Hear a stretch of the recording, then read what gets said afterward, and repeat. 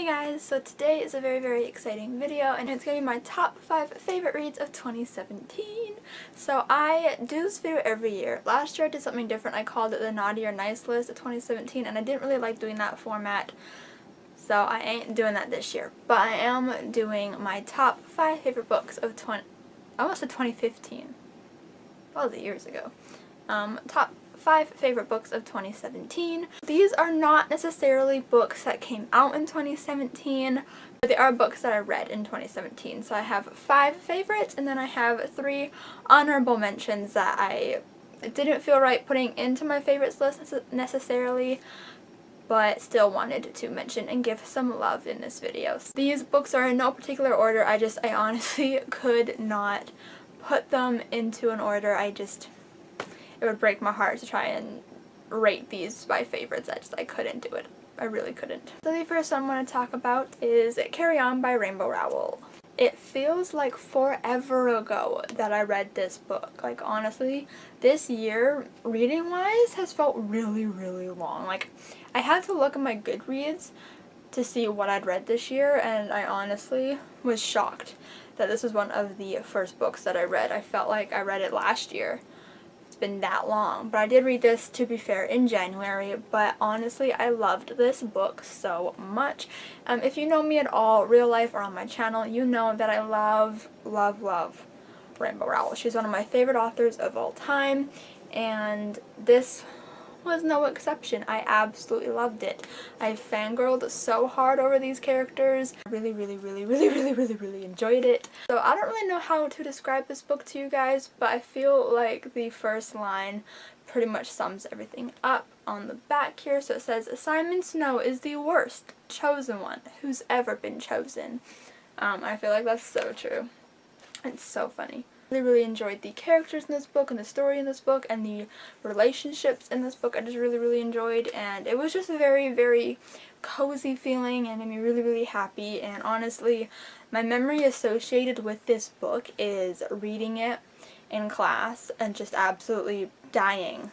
I was fangirling so hard that I was slapping my poor friend's arm to like no end.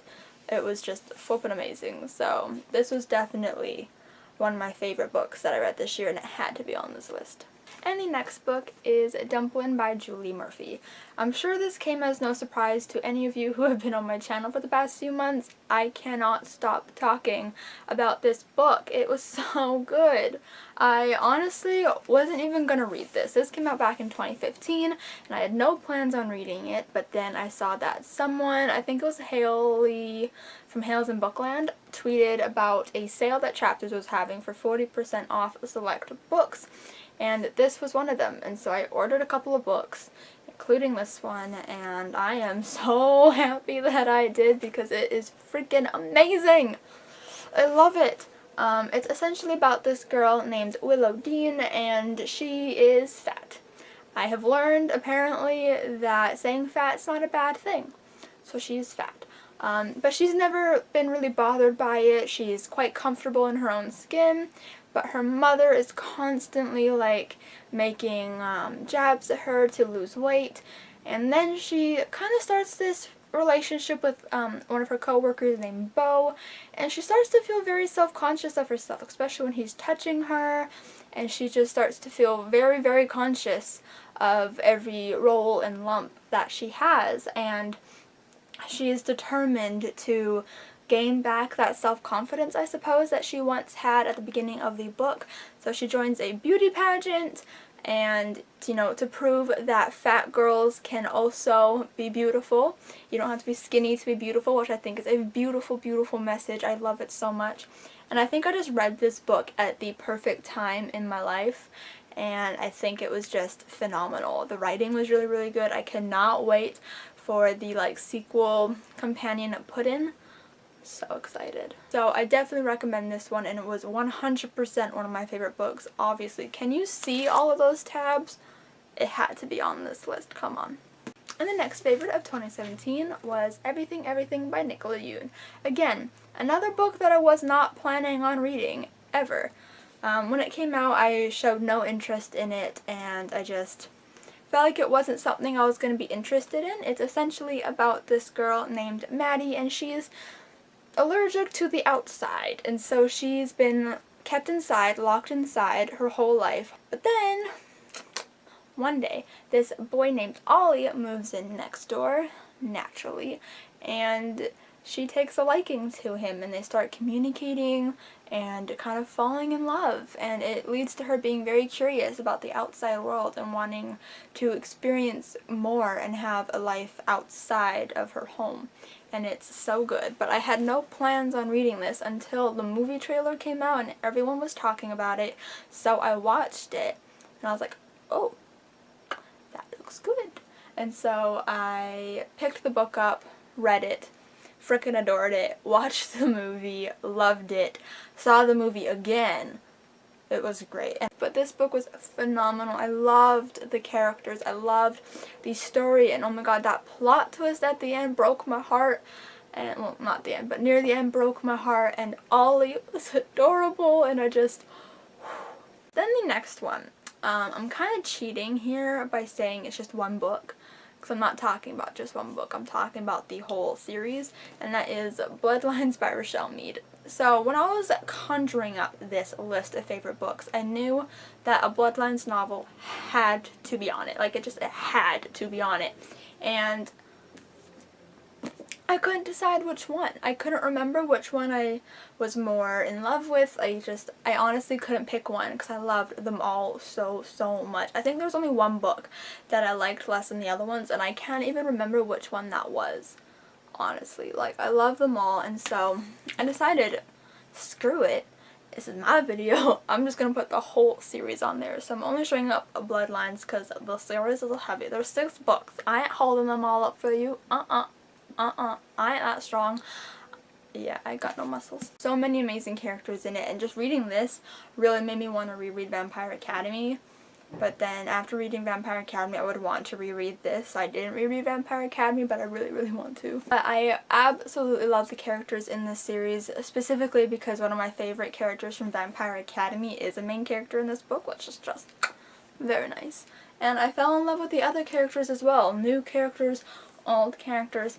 They were all fabulous. I loved it. I loved the storyline. Oh my god, it was so intense. Anyways, I really enjoyed this whole series, and so honestly I couldn't pick just one book to go on this list, so they all had to go on there. Sorry about that, but I ain't that sorry.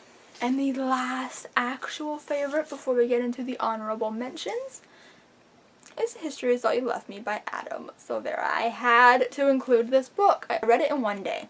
I have a vlog up of when I read this book, and you can obviously tell in that book how much I love it. It was so emotional, so beautiful. It was my very first Adam Silvera book, and he lived up to his name. Let me tell you. Oh my god, this book was everything that I needed and more. I loved the characters.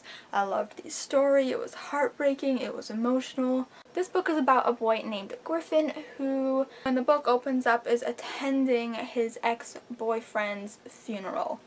So it's a funeral of Theo, and they had broken up when Theo had moved away to college. So Griffin meets Theo's current boyfriend Jackson and kind of forms this unlikely bond with him over the death of Theo. Like, they bond over the loss of Theo because they're the only ones in the world who know what it's like to have been in love with him and to have lost him.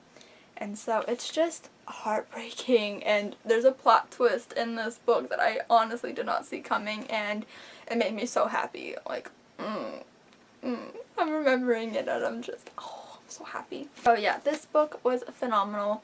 Again, I tabbed it a hell of a lot. It was fantabulous. So, but I definitely recommend reading this book, and I cannot wait to read more from Adam Silvera because I have yet to read his other books. Don't tell him.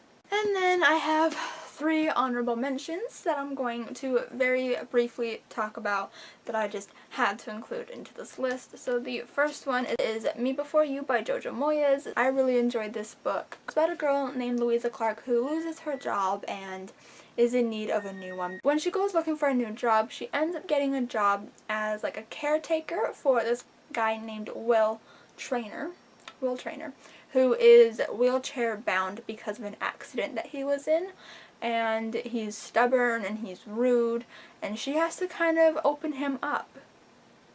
I just pictured her literally opening him up. But she has to take care of him every single day, and eventually he opens up to her, and it is beautiful. It's a beautiful story. I read this literally in like one night. Honestly, I loved the characters in this book so much. This is another one that I picked up because of the movie, if I'm being honest.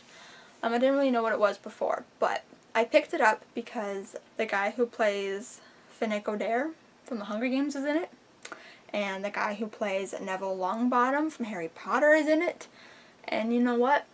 I'm all about that. I had to, and now I really want to rewatch the movie, but it makes me sob every single time because there's a very sad ending. I love the ending of this description. Okay, I'm gonna read it to you. Me Before You brings to life two people who couldn't have less in common. A heartbreakingly romantic novel that asks, what do you do when making the person you love happy also means breaking your own heart? You guys don't know because you haven't read it, but if you have read it, then you know why that's so sad. Oh my god. And the other two are by the same author, and it's Simon vs. the Homo Sapiens Agenda and The Upside of Unrequited by Becky Albertalli. You're probably wondering why these didn't make it onto my favorites list, and honestly, something about it just didn't feel right. But it did make it into the honorable mentions. I did really enjoy both of these. This one is about this gay boy named Simon Spear who is emailing back and forth with this boy from his school, but they don't know each other's actual identities, and so the whole book Simon is essentially trying to figure out who this boy is. And then this one is basically about this girl named Molly who has never been in love. She's just had unrequited love and a lot of crushes. And she finds herself in a situation where she kind of has two crushes going at the same time and the possibility at real love, and it's awesome. Both of these are really great. They both have LGBTQ representation in them, and I did really love them, but I think I need to reread them again to see if they are favorites. I don't know, but there is a sequel coming out to this one called Leah on the Offbeat, and I will be rereading this book, 1, so that I can go see the movie next year, and 2, so that I can read Leah on the Offbeat and be all up to date. Yeah, that was all of my favorite books of 2017. I hope you guys enjoyed this video. Give it a huge thumbs up if you did enjoy it. Comment down below some of your favorite books of the year, and also if any of these were your favorites, or if you read any of these books. Let me know all of the things down below in the comments. Subscribe if you have not yet already. I'd really appreciate it. I'm almost at 400 subscribers, and I'm so excited about that, so please hit that subscribe button down below, and I will see you guys next time. Bye.